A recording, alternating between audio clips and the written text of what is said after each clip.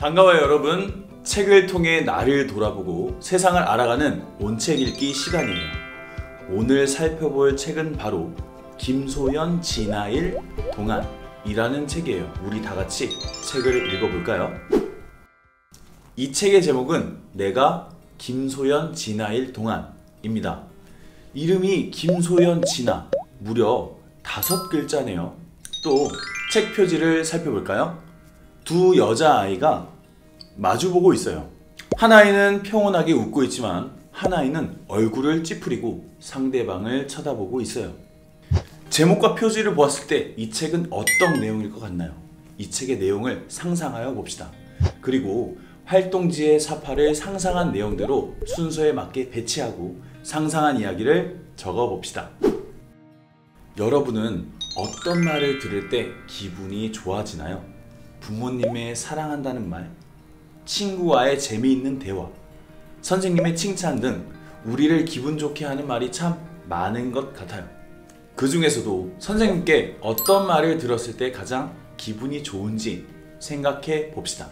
그리고 그 말을 붙임 쪽지에 적어 칠판에 붙인 뒤 친구들과 이야기 나누어 봅시다.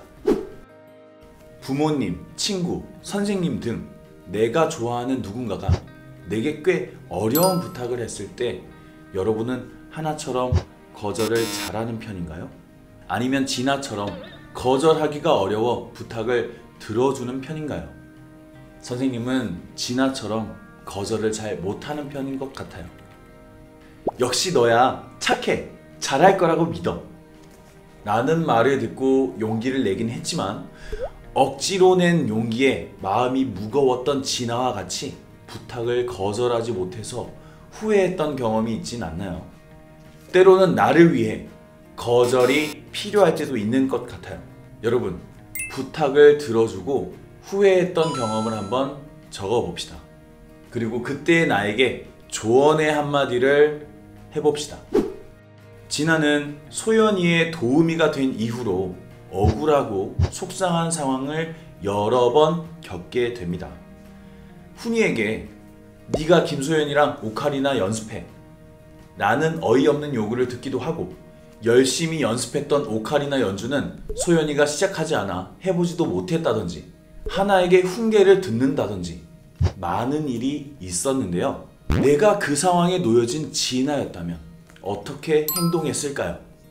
자, 이제부터 책 29쪽에서 67쪽 사이에서 일어났던 일 중 하나를 골라 즉흥극을 해봅시다. 활동 방법은 다음과 같습니다. 첫 번째, 바꾸고 싶은 사건을 골라 활동지에 적는다. 두 번째, 내가 진아라면 어떻게 했을지 상상하여 적는다. 세 번째, 모든 친구들과 각자 바꾼 이야기를 나누고 즉흥극으로 표현하고 싶은 이야기를 하나 고른다. 네 번째, 마지막으로 역할을 나누어 즉흥극을 준비하고 발표한다. 소연이의 도우미가 되어 혼자서 많은 책임감을 떠맡게 된 진아는 마음이 많이 힘들었어요. 그리고 좋아하던 선생님을 미워하는 마음이 생기기도 했죠. 하지만 진아가 준비한 꽃을 보고 선생님이 칭찬을 하자 가슴이 두근거림을 느꼈어요. 칭찬은 고래도 춤추게 한다는 말이 있듯이 나를 향한 칭찬은 힘든 상황에서도 기쁨을 주기도 하죠. 이번에는 이 칭찬의 힘을 우리 반 친구들과 함께 나누는 칭찬 샤워 활동을 해보겠습니다. 활동 방법은 다음과 같습니다. 첫 번째, 우리 반 친구들을 한 명씩 떠올리며 친구의 장점을 찾아 칭찬하는 말을 적습니다. 두 번째, 친구를 한 명씩 만나 서로에게 적은 칭찬 스티커를 나누어 갔습니다. 세 번째, 친구에게 받은 칭찬 스티커를 내 칭찬 샤워판에 붙입니다. 네 번째, 모든 친구와 칭찬을 다 주고받았으면 자리로 돌아와 가장 마음에 드는 칭찬을 고르고 이유를 적습니다. 다섯 번째, 나의 장점을 스스로 정리해 봅니다. 진아는 과학실에서의 사고로 종아리를 긁혀 다쳤습니다.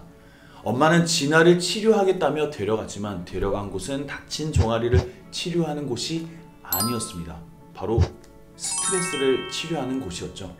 혼자서 비밀일기, 수첩 등의 힘든 마음을 적으며 참고 또 참았던 진아에게 스트레스가 더 심각한 문제라는 것을 엄마는 알고 있었던 것이죠.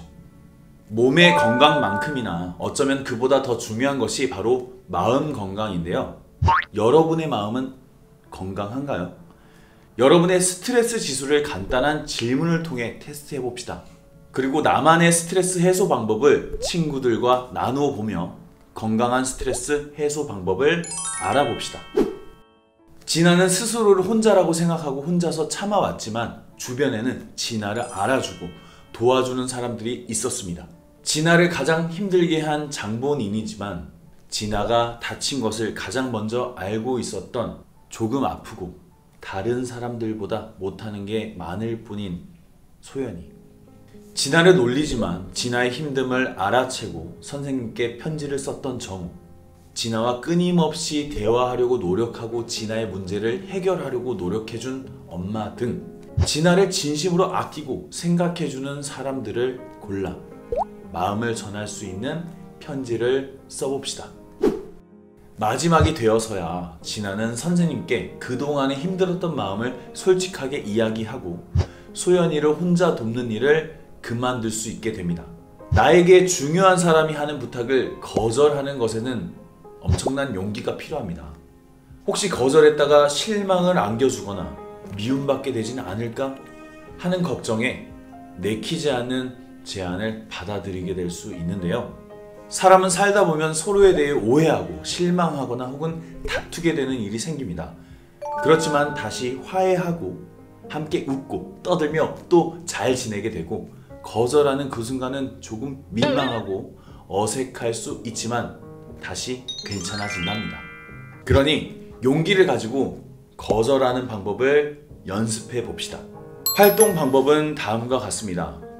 첫 번째, 거절하기 힘든 상황을 4개 상상하여 종이에 적는다. 두 번째, 종이는 2번 접어 바구니에 넣는다. 세 번째, 바구니에서 종이 4장을 뽑아 가져간다. 네 번째, 학습지에 붙이고 용기 있게 거절하는 말을 적어본다. 이 책의 작가는 이렇게 얘기합니다. 착한 건 나쁜 것이 아니란다. 착한 건 마음씨가 곱고 너그러우며 동정심이 많다는 것이고 누구나 가질 수 있는 마음이 아니지. 착하다는 것은 그런 멋진 마음을 가졌다는 것이야. 하지만 착한 사람이라고 해서 무조건 참고 남을 위해서만 살지는 않는단다. 그러니 힘들 때는 힘들다고 말해도 돼. 선생님은 여러분이 남을 존중하고 배려하는 착한 마음을 가진 사람으로 자라기를 바랍니다. 그와 동시에 선생님은 여러분이 자신을 최우선으로 아끼고 사랑하는 사람이 되기를 바랍니다. 선생님, 어떻게 그걸 동시에 해요? 라고 질문하는 친구가 있을지도 모르겠어요. 그러나 자신을 사랑할 줄 아는 사람이 다른 사람도 사랑하고 존중할 수 있는 법이랍니다. 그러니 여러분들 스스로의 마음에 항상 귀 기울이며 여러분을 아끼고 사랑하기를 바라요. 그럼 다음에 또 만날게요. 안녕.